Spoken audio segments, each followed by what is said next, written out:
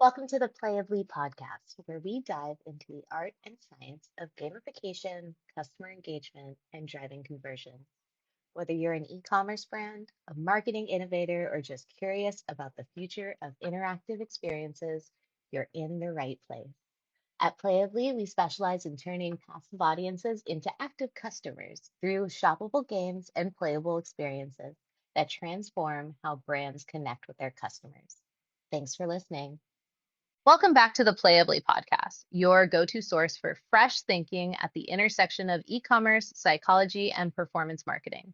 With the end of the year coming up, I know everyone has some overstock inventory that just did not sell as expected, was impacted by the economy, or some other reason that leaves it taking up space in your warehouse. So today's episode is about what do you do when your inventory isn't moving?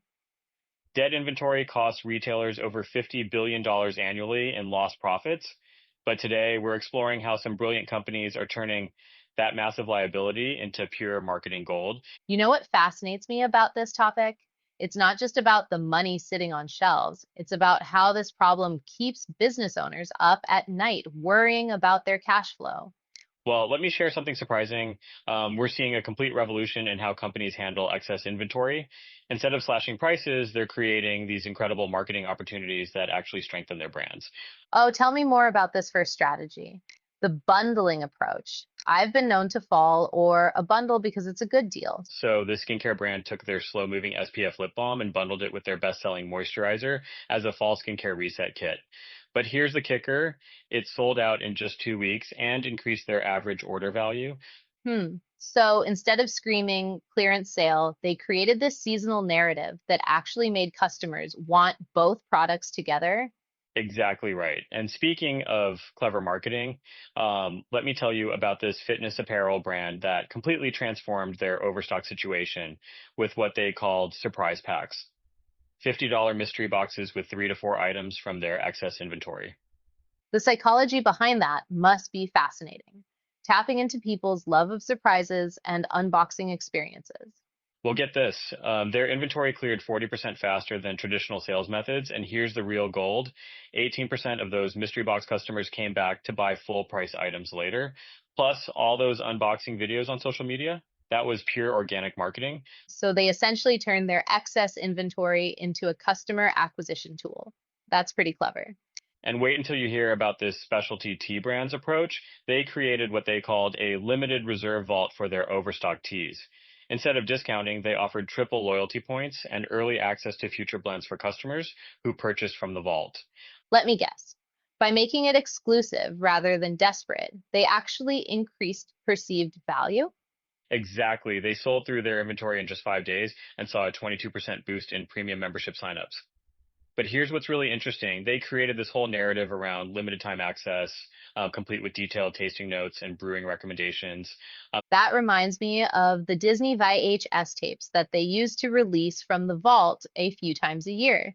It was like you can buy Snow White now, or you can wait 5 years if you ever want to watch it in your home.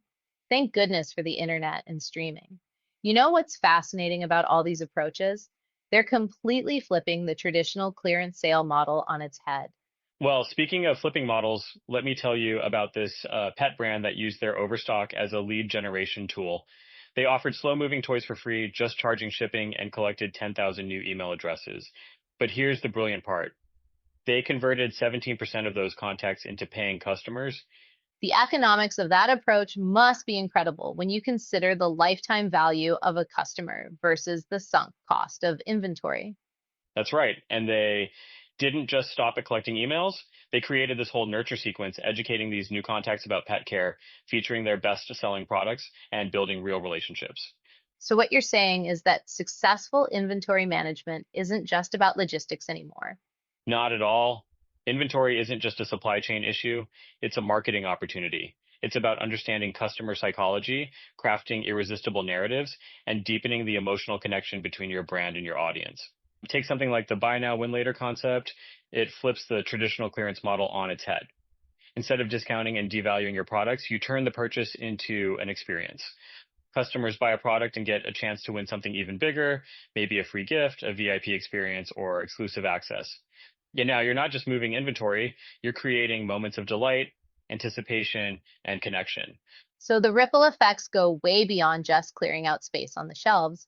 This is impacting brand perception, customer engagement, and even loyalty. Exactly. When you make the liquidation process fun, you're also reinforcing brand value. And here's what's really exciting. These strategies aren't one size fits all. You can mix and match to create something unique to your audience.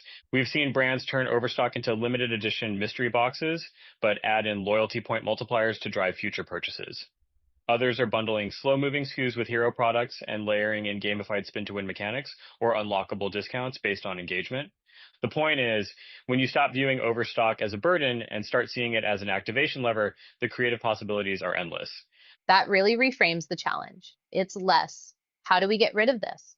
And more, how can we make this valuable again? Exactly. These strategies show how creative thinking turns business problems into brand building moments. So I'll leave everyone with this. The next time you're staring at a pile of slow moving SKUs, don't just ask how to offload them. Ask yourself, how can we turn this excess inventory into an experience that builds loyalty, drives engagement, and strengthens our brand? Because sometimes your biggest operational headache is actually your next marketing breakthrough, waiting to be played. Thanks for joining us on the PlayAbly Podcast, and we'll catch you next time.